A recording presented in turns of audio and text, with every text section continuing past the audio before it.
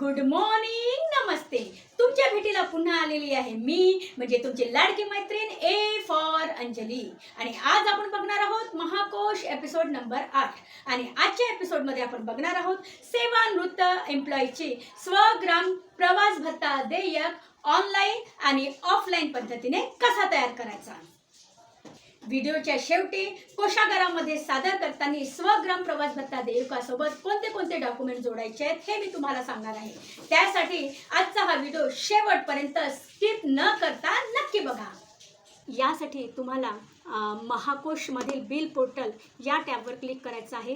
त्यानंतर तुम्हाला तुमचा DDO लॉग इन कोड आणि पहिला पासवर्ड एंटर करून दिलेला अचूक कॅप्चा टाईप करायचा आहे आणि सबमिट या बटनवर क्लिक करायचं आहे. त्यानंतर तुम्हाला असा इंटरफेस दिसेल, ज्या इंटरफेसमध्ये तुम्हाला assistant, reports, master, sign out असे टॅब दिसतील. त्यापैकी तुम्हाला असिस्टंट या टॅबवर क्लिक केल्यानंतर तुम्हाला खाली असे जवळपास 6 ऑप्शन दिसतील. त्या 6 ऑप्शनपैकी क्लेम एंट्री या ऑप्शनवर क्लिक केल्यानंतर उजव्या बाजूला आणखी असे अनेक ऑप्शन दिसतील, जसे की telephone, electricity, water, other services, medical, transfer oblique retire TA, GIS अशा प्रकारचे अनेक ऑप्शन दिसतील. त्यापैकी तुम्हाला तुम्हाला स्वग्राम प्रवास भत्ता देयक तयार करायचा आहे, त्यासाठी तुम्हाला ट्रान्सफर ऑब्लिक रिटायर TA या ऑप्शनवर क्लिक करायचं आहे. या ऑप्शनवर क्लिक केल्यानंतर तुम्हाला लागलीच असा इंटरफेस दिसेल, ज्यामध्ये तुम्हाला ज्या एम्प्लॉईचा स्वग्राम प्रवास भत्ता देयक काढायचा आहे त्याची संपूर्ण माहिती इथे टाईप करायची आहे.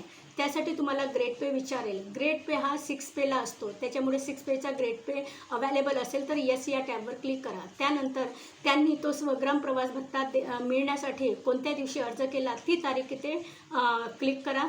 त्यानंतर तुम्हाला ज्या एम्प्लॉईचा स्वग्राम प्रवास भत्ता देयक काढायचा आहे त्याचा सेवार्थ ID इथे टाईप करा. त्यानंतर गेट डाटा या बटनवर क्लिक केलं की त्या एम्प्लॉईची संपूर्ण माहिती इथे आपोआप येईल. इथे तुम्ही पाहू शकता की ज्या एम्प्लॉईचा मला स्वग्राम प्रवास भत्ता देयक काढायचा आहे त्याचा इथे सेवार्थ ID मी टाईप केल्यानंतर त्यांचं आपोआप एम्प्लॉई नेम आणि डेझिग्नेशन घेतलेलं आहे.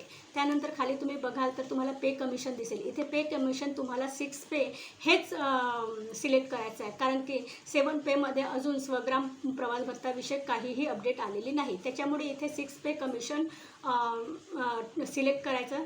त्यानंतर तुम्हाला कॅडर टाईप इथे विचारेल, तर कॅडर टाईप म्हणजेच हा तुमचा सेंट्रलचा एम्प्लॉई आहे, स्टेटचा एम्प्लॉई आहे याविषयी विचारत आहे. त्याच्यामुळे तुम्ही इथे स्टेटचा एम्प्लॉई यावर सिलेक्ट करा. त्यानंतर खाली बघा पे इन बँड आणि ग्रेड पे असं विचारलेलं आहे. तर पे इन बँडमध्ये तुम्हाला 6 पेला म्हणजे 1-1 सोडाला काय बेसिक होता तो इथे टाईप करायचा आहे. तोच बेसिक तुम्हाला कॅल्क्युलेशनमध्ये टाईप करायचा आहे. त्यानंतर 1-1 सोडाला तुमचा किती ग्रेड पे होता तो या ग्रेड पेमध्ये करंट आणि कॅल्क्युलेशन दोन्ही ठिकाणी टाईप करायचं आहे. त्यानंतर तुम्हाला इथे खाली ट्रान्सफर टाईप विचारत आहे. त्या ट्रान्सफर टाईपमध्ये तुम्ही बघू शकता रिटायरमेंट हा सर्वात खाली ऑप्शन आहे, या ऑप्शनला क्लिक करायचं आहे. त्यानंतर तुम्हाला रिटायरमेंट ऑर्डर नंबर आणि डेट विचारेल. तर तुमचं रिटायरमेंट ऑर्डर नंबर म्हणजे ज्या ऑर्डरने त्यांना सेवेतून कार्यमुक्त केलेले आहे, शासकीय सेवेतून सेवानिवृत्त केलेला आहे तो रिटायरमेंट ऑर्डर आणि त्याची डेट इथे टाकायची आहे. त्यानंतर त्यांची रिटायरमेंट डेट इथे खाली तुम्हाला टाईप करायची आहे. त्यानंतर इथे बघू शकता तुम्ही स्पेशल सँक्शन ऑर्डर गिवन आहे का, म्हणजे स्वग्राम प्रवास भत्ताविषयी स्पेशल ऑर्डर आहे का असं विचारते आहे, तर तिथे आपल्याला काहीच क्लिक करायचं नाही. त्यानंतर इथे खाली तुम्ही बघू शकता की travel details, parcel charges, vehicle transport, transfer Grant आणि क्लेम अमाऊंट असे 5 ऑप्शन दिसतील. यामध्ये तुम्हाला सेवानिवृत्त कर्मचाऱ्याची म्हणजे सेवानिवृत्त एम्प्लॉईची माहिती भरायची आहे. मुख्यालयामधून ते मूळ गावापर्यंत त्यांनी कसा प्रवास केला, कुठे प्रवास केला, कोणत्या सामानासहित प्रवास केला याबद्दलची विशेष माहिती इथे एंट्री करायची आहे. त्यासाठी ट्रॅव्हल डिटेल्सला क्लिक केल्यानंतर खाली तुम्ही बघा इथे फॅमिली, बोथ, सेल्फ असे 3 ऑप्शन दिसतील. त्यापैकी मी बोथ या ऑप्शनवर क्लिक केलेलं आहे. त्यानंतर तुम्हाला स्टेट ऑब्लिक सिटी असे 2 ऑप्शन दिसतील. स्टेट ऑलरेडी असेल महाराष्ट्र, आणि जर सिटीमध्ये तुमच्या सिटीचं ऑप्शन नसेल तर तुम्ही न्यू सिटी या टॅबवर क्लिक करून तुम्ही खाली तुमच्या सिटीचं नाव एंट्री करू शकता. त्यानंतर तुम्हाला कोणत्या दिवशी यांनी मूळ गावाला प्रस्थान केलं आहे ती तारीख इथे एंट्री करायची आहे. म्हणजे यांनी जेव्हा स्वग्राम प्रवास भत्ता देयकाचा हस्तलिखित MTR 18 दिला असेल ती डेट, म्हणजे ज्या दिवशी यांनी यांच्या मुख्यालय सोडून मूळ गावाला प्रस्थान केली ती तारीख इथे लिहायची आहे. त्यानंतर कोणत्या वेळी किती वाजता यांनी मूळ गावाला प्रस्थान केलं ती वेळ इथे लिहायची आहे. त्यानंतर तुम्हाला कोणत्या गावी म्हणजे त्यांचं मूळ गाव कोणतं ते इथे एंट्री करायची आहे. आणि जर त्यांचं मूळ गाव तुमच्या लिस्टमध्ये नसेल तर न्यू सिटी या टॅबवर क्लिक करून तुम्हाला तुमच्या सिटीचं नाव इथे एंट्री करून घ्यायचे आहे. त्यानंतर ते त्या मूळ गावी कोणत्या तारखेला पोहोचले ती तारीख इथे एंटर करायची आहे आणि किती वाजता पोहोचले ती वेळ इथे एंटर करायची आहे. त्यानंतर तुम्ही बघू शकता ट्रॅव्हल डिटेल्स. तर ट्रॅव्हल डिटेल्समध्ये मोड ऑफ ट्रॅव्हलमध्ये तुम्ही कुठल्या व्हेकलने प्रवास केलेला आहे त्या संदर्भात इथे लिहायचं आहे. जसं मी इथे पब्लिक व्हेकलने एंटर केलेला आहे. त्यानंतर क्लास ऑफ ट्रॅव्हल्स म्हणजे तुमचं नॉन AC आहे AC आहे याविषयी इथे विचारलं आहे. तर तुम्ही कुठल्या बसचे तिकीट आहे हे बघून AC किंवा नॉन AC किंवा ऑर्डिनरी हे सिलेक्ट करा. त्यानंतर तुमच्या मुख्यालयापासून तर मूळ गावापर्यंत किती डिस्टन्स आहे ते इथे किलोमीटरमध्ये लिहायचं आहे. त्यानंतर तिकीट असेल तर तिकीट एंट्री करा, नाही तर मुख्यालयापासून ते मूळ गावापर्यंत तुमचं किती फेअर होतं म्हणजे किती रुपये तिकीट होतं ते इथे अडल्ट फेअरमध्ये टाकायचं आहे. जसं आता इथे पती आणि पत्नी ह्या दोघांनी प्रवास केलेला आहे त्यामुळे यांचं अडल्ट फेअर 85 आणि 85 अशी मी नोंद घेतलेली आहे. पुढे तुम्हाला उजव्या साईडला दिसेल ॲड आणि रिसेट अशा 2 टॅब दिसतील. त्यापैकी ॲड या बटनवर क्लिक करा तर तुम्हाला खाली असा संपूर्ण माहिती भरलेला कॉलम दिसेल. त्यानंतर पुढचा टॅब आहे पार्सल चार्जेस. पार्सल चार्जेसमध्ये इथे तुम्हाला मोड ऑफ ट्रान्सपोर्ट असं विचारेल म्हणजे तुम्ही मुख्यालयात जिथे राहत होते तिथे तुमच्या घरी जितकं सामान आहे ते तुम्ही कशाद्वारे तुमच्या मूळ गावी ट्रान्सफर केलेलं आहे ते इथे सांगायचं आहे. म्हणजे जसं तुम्ही रोडवेने गेलेले आहे, बाय एअर गेलेले आहे की बाय ट्रेन गेलेले आहे. तर इथे मी रोडवे सिलेक्ट केलेलं आहे. त्यानंतर ज्या ट्रान्सपोर्टमधून तुम्ही तुमच्या सामानाचं ट्रान्सफर केलेलं आहे त्या ट्रान्सपोर्टमधून तुम्हाला बिल पावती मिळालेली असेल त्या बिल पावतीचा चालन नंबर आणि त्यामध्ये नमूद केलेली चालन अमाऊंट इथे सबमिट करायची आहे. मला सेवानिवृत्त एम्प्लॉयनी हस्तलिखित MTR 18 भरून दिल्यानंतर त्यासोबत काही डॉक्युमेंट दिले होते ज्यामध्ये हे ट्रान्सपोर्टचं बिल पावती होती ते मी भरून इथे अमाऊंट टाकलेली आहे. नंतर आहे व्हेकल ट्रान्सपोर्ट. व्हेकल ट्रान्सपोर्टमध्ये म्हणजे मुख्यालय तुमचं कुठलं व्हेकल आहे का म्हणजे 2 व्हीलर 4 व्हीलर त्याचा ट्रान्सपोर्ट तुम्ही तुमच्या मूळ गावी केलेला आहे का हे तिथे विचारलेलं आहे. तर असं व्हेकल ट्रान्सपोर्ट इथे नव्हता. त्यानंतर transfer Grant amount. Transfer Grant amount म्हणजे इथे खाली बघा तुम्हाला जे distance of transferred office from present office म्हणजे तुम्हाला इथे तुमच्या मुख्यालय ते मूळ गावापर्यंतचं किती डिस्टन्स आहे हे विचारलेलं आहे.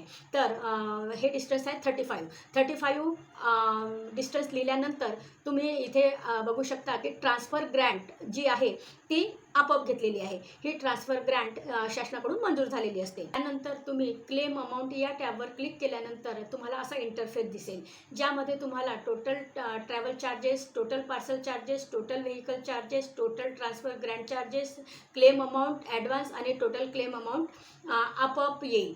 त्यानंतर तुम्ही खाली 3 टॅब आहेत सेव्ह, डिलीट आणि रिसेट. तिथे सेव्ह या बटनवर म्हणजे सेव्ह या टॅबवर क्लिक करा. सेव्ह या बटनवर क्लिक केल्यानंतर तुम्ही उजव्या साईडला बघू शकता 9 नंबरवर तुमचा बिल क्लेम सेव्ह झालेला आहे. त्यानंतर इथे तुम्ही साइन आउट करा. साइन आउट झाल्यानंतर तुम्हाला परत व्हिडिओ लॉग इन कोड आणि सेकंड पासवर्ड एंटर करायचा आहे. सेकंड पासवर्ड एंटर केल्यानंतर तुम्हाला असा इंटरफेस दिसेल ज्यामध्ये क्लेम या टॅबवर क्लिक केल्यानंतर तुमचा खाली बघाल तर तुम्हाला ट्रान्सफर ऑब्लिक रिटायर TA असं एक ऑप्शन दिसेल ज्यावर तुम्हाला क्लिक करायचं आहे. क्लिक केल्यानंतर तुम्हाला असा इंटरफेस येईल. या इंटरफेसमध्ये तुम्ही तुमचं बिल शोधा. जसं 9 नंबरवर हे मी आत्ताच केलेलं बिल इथे दिसत आहे. तसेच तुम्ही वरती बघा तर इथे 3 ते 9 पर्यंत अनेक बिल आहेत. मी यापूर्वी बिल करण्याचा प्रयत्न केला होता परंतु ते सक्सेस झाले नाही. तर हे तुम्ही डिलीट करू शकता म्हणजे यातून तुम्हाला ते बिल रिजेक्ट करायचं आहे. रिजेक्ट केल्यानंतर तुमचं ते बिल आपोआप डिलीट होऊन जाईल. तर असे काही बिलं मी यातून डिलीट केले.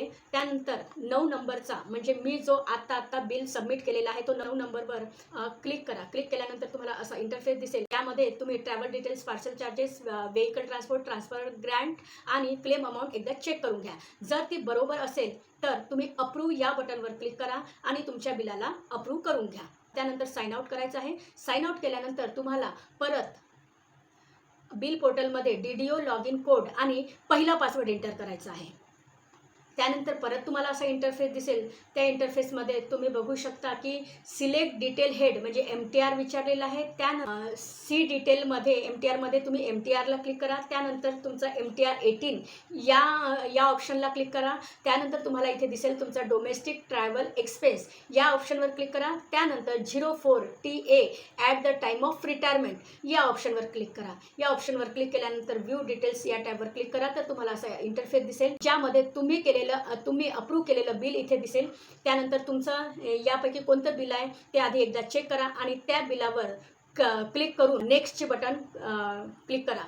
नेक्स्ट ऑर्डरवर क्लिक केल्यानंतर तुम्हाला इथे बिल डिटेल्स दिसेल, ज्यामध्ये तुमचे नेट अमाऊंट किती आहे हे दिसेल. ती जर बरोबर असेल तर रिमार्क या टॅबमध्ये ओके असं लिहून परत नेक्स्ट ॲरोवर क्लिक करा. तर तुम्हाला असा पुढे ऑप्शन दिसेल, ज्यामध्ये पे डिटेल्स लिहायचं आहे. पे डिटेल्समध्ये तुमचा रिटायर्ड एम्प्लॉई ज्या ऑप्शनमध्ये असेल त्या ऑप्शनला इथे क्लिक करा. उदाहरणार्थ एम्प्लॉई या टॅबवर क्लिक केलेलं आहे, म्हणजे माझ्या सेवानिवृत्त एम्प्लॉईचं नाव एम्प्लॉई या टॅबमध्ये आहे. मी एम्प्लॉई या टॅबला क्लिक केलं तर तुम्ही बघू शकता इथे त्यांचं नाव, त्यांचा बँक अकाउंट नंबर, त्यांचा पॅन नंबर, त्यांच्या बँक अकाउंटचं ब्रांच आणि आपण किती अमाऊंटचं बिल बनवलेलं आहे ते इथे शो होते. हे झाल्यानंतर तुम्ही ॲड या बटनवर क्लिक करा. ॲड या बटनवर क्लिक केल्यानंतर सबमिट या टॅबवर क्लिक करा. तर तुमचा ड्राफ्टमध्ये MTR तयार झालेला आहे. हा ड्राफ्टमधला BDS म्हणजेच MTR 18 हा MTR मकोनी 18मध्ये कसं कन्वर्ट करायचं तर ते बघू आपण पुढे. त्यासाठी तुम्ही इथून साइन आउट व्हा. साइन आउट झाल्यानंतर परत तुमचा log in ID DDO code टाका आणि त्यामध्ये तुमचा सेकंड पासवर्ड टाका. सेकंड पासवर्ड एंटर केल्यानंतर परत तुम्हाला असा इंटरफेस दिसेल, ज्यामध्ये आत्ता जो तुम्ही बिल एंट्री केलेला आहे त्याचा ट्रान्झॅक्शन नंबर दिसेल. त्यावर तुम्ही क्लिक करा. तर तुम्हाला तुमचे तयार केलेल्या बिलाचं म्हणजे सेवानिवृत्त एम्प्लॉईचं इथे नाव दिसेल, त्याचं अमाऊंट, त्याच्या स्वग्राम प्रवास भत्ता देयकाची अमाऊंट दिसेल. तिथे तुम्ही नेक्स्ट ॲरोवर क्लिक करा. तर तुमचे बिल डिटेल्स येतील. त्यानंतर परत नेक्स्ट ॲरोवर क्लिक केल्यानंतर तुमच्या सेवानिवृत्त एम्प्लॉईचं इथे नाव आणि त्याचं बँक डिटेल्स अकाउंट नंबर येईल आणि त्याची अमाऊंट इथे तुम्हाला सबमिट करायची आहे. सबमिट केल्यानंतर इथे तुम्ही बघू शकता की तुमचा bill approved, please wait for PDF असं दिसेल. तर ओके या बटनवर क्लिक करा आणि म्हणजे स्वग्राम प्रवास भत्ता देयकाचे BDS म्हणजेच मकोनी 18 तयार झालेलं असेल. तुम्ही यासोबत तुम्हाला कोणते कोणते डॉक्युमेंट्स जोडायचे आहेत ते आपण पुढे बघू. तर अशा प्रकारे तुमचा स्वग्राम प्रवास भत्ता देयक ऑनलाईन पद्धतीने तयार झाला. तर स्वग्राम प्रवास भत्ता देयक हे ऑफलाईन पद्धतीने कोषागारात सादर करताना तुम्हाला पुढीलपैकी डॉक्युमेंट्स सोबत जोडायचे आहेत. त्यासाठी तुमचा ऑनलाईन पद्धतीने निघालेला MTR 18 म्हणजे 18 तसेच सेवानिवृत्त एम्प्लॉईनी हस्तलिखित लिहिलेला भरून दिलेला MTR मकोनी 18.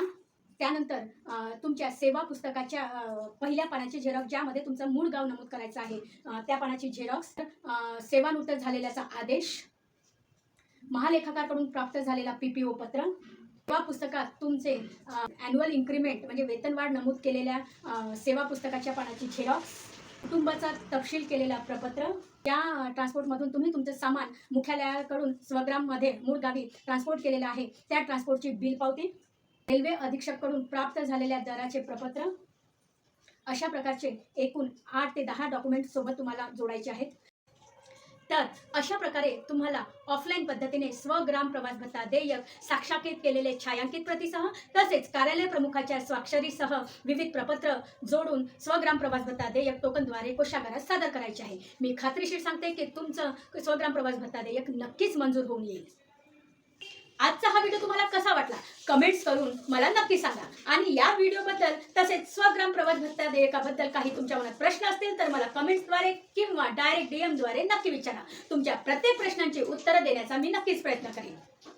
पण जर तुम्ही अजूनपर्यंत माझे YouTube चॅनल सबस्क्राईब केलं नसेल तर आत्ताच बेल आयकॉनला क्लिक करून माझे YouTube चॅनल म्हणजेच @learn&fun with अंजली तसेच A for अंजली 6484 YouTube चॅनलला सबस्क्राईब करा आणि फेसबुक प्रोफाईल अंजली जीला फॉलो करा. आणि जर तुम्हाला व्हिडिओ आवडला असेल तर लाईक करा, कमेंट करा आणि शेअर करा. थँक्यू.